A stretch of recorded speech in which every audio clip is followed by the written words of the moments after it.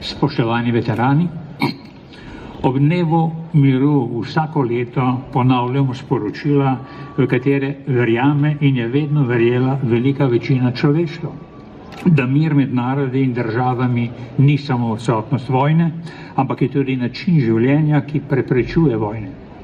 Mir znotraj posamezne države temelji na možnosti njenih državljanov, da sodelujejo pri političnih odločitvah, da imajo delo, za katerega so sposobni, in plačilo zanj, s katerim lahko dostojno živijo, da med njimi vlada solidarnost, da so pred zakonom enaki, da je pravni sistem v državi zaupanja vreden in so človekove pravice učinkovito zaščitene, da živijo brez strahu pred nasiljem in da imajo pravičen in enak dostop do vsega, kar je potrebno za človeka vredno življenje.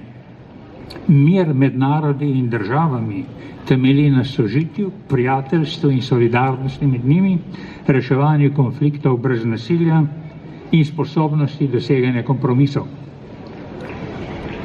Kako je torej mogoče, da ob tej ključni želji vsega človeštva noben dan v njegovi zgodovini ni minil brez spopadov? Ali naj to pomeni, da je vojna bolj naravno stanje kot mir? Ali je mir samo premor med dvema vojnama, ko zmagovalci na novo delijo moč in bogastvo in s tem že gradijo zametek za novo vojno?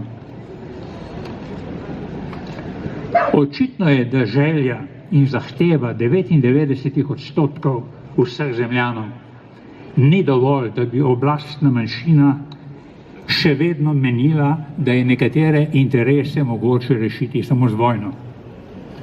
Mnoge razprave in resolucije iščejo razloge za vojno v socialnih, etičnih, verskih in ideoloških konfliktih, seveda tudi v težnjah po nacionalni osamosvojitvi in v preteklih zgodovinskih krivicah.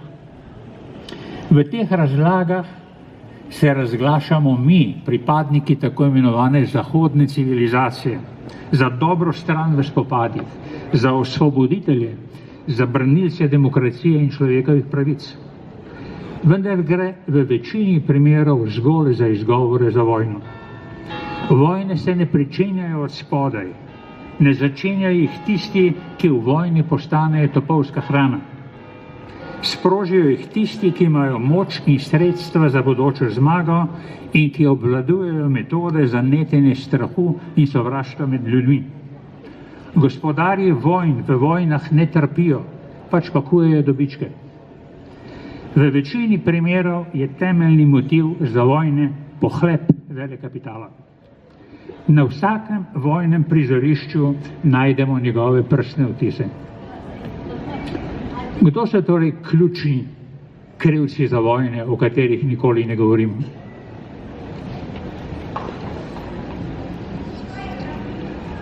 Premalo točno bi bilo pokazati s prstom na razvpite svetovne voditelje, pa čeprav nekateri brez zadržkov in javnost netijo sovraštvo do drugih, pretijo z vojnami in jih tudi sprožajo.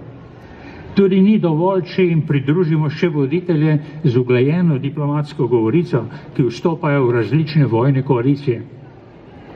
Ti politiki imajo vsaj v zahodnih državah prekratek mandat in premajhno avtoriteto, da bi zgolj z lastno voljo sprožali vojne. Zanje so potrebni trajni vzvodi oblasti, ki jih imajo v rokah zgolj diktatorji ali pa kapital.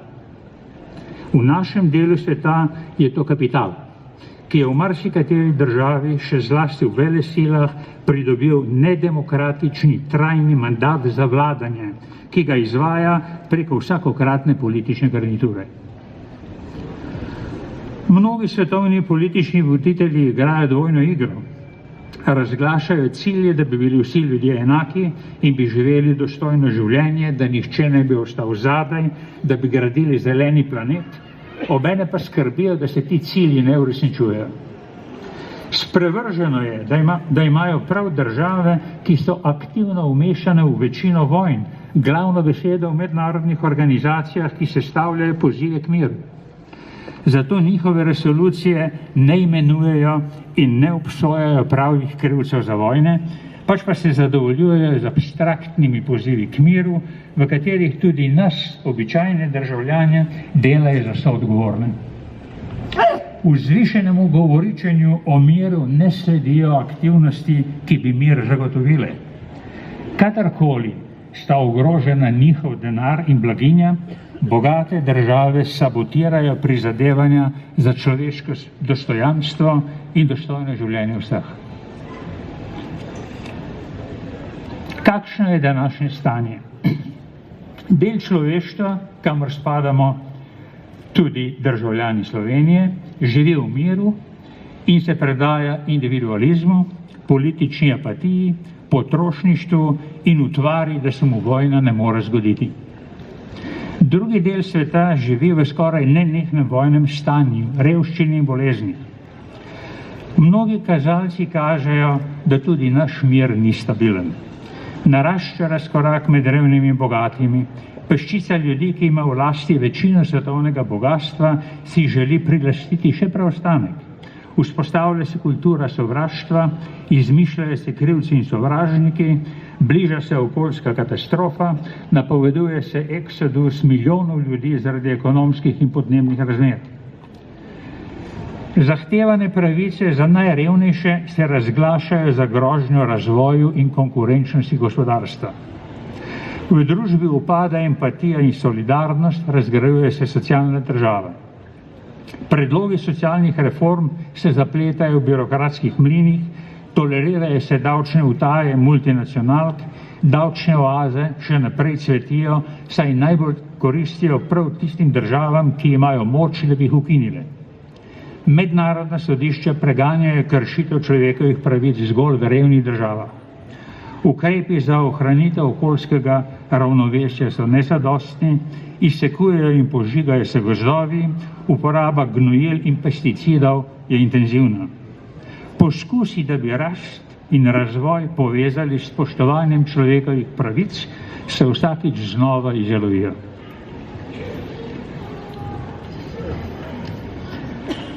Kako je v Sloveniji? Naša država seveda ne spada med tiste, ki bi lahko začela vojno, vendar kaže vse večjo pripravljenost, da se vključuje v vojne koalicije z dvomljivimi cilji. Politiki nas spodbujajo k tekmovalnosti in zmagovanju, pri čemer je jasno, da lahko premagamo samo šibkejše od sebe, tiste, ki imajo še manj, in da torej sprejemamo dejstvo, da nas bodo premagali močnejši. Tudi med nami delujejo netilci sovraštva, razmahnil se je sovražni govor, solidarnost usiha, spodkopava se socialna država.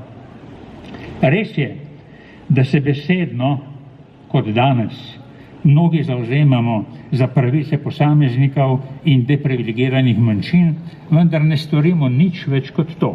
Zdi se, da si zgolj dokazujemo, da smo boljši od drugih. Tudi pri nas mir ni stabilen.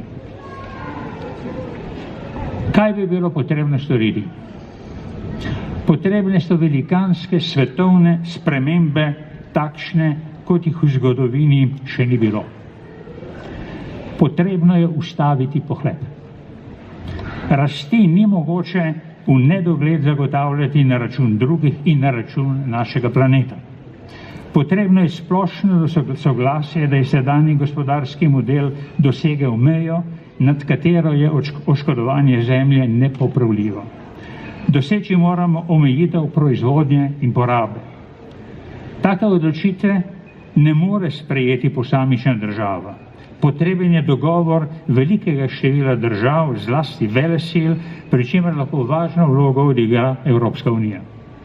Bogatemu odstotku človeštva je potrebno preprečiti bogatenje na račun revne večine, dobičke je potrebno pravično razdeliti med delo in kapital. Med nami kot posamezniki pa je potrebno doseči soglasje, da mora imeti vsak človek povsod, kjerkoli na svetu, možnost za dostojno življenje. Prizadevati si moramo za spoštovanje človekovih pravic, za socialno pravičnost in za varovanje okolja. Doseči moramo razumevanje, da je pohlep, ki je v majhnih dozah sicer eno od gibal razvoja, v velikih količinah ključni razlog za to, da je trajni mir danes še vedno samo oddaljen cilj.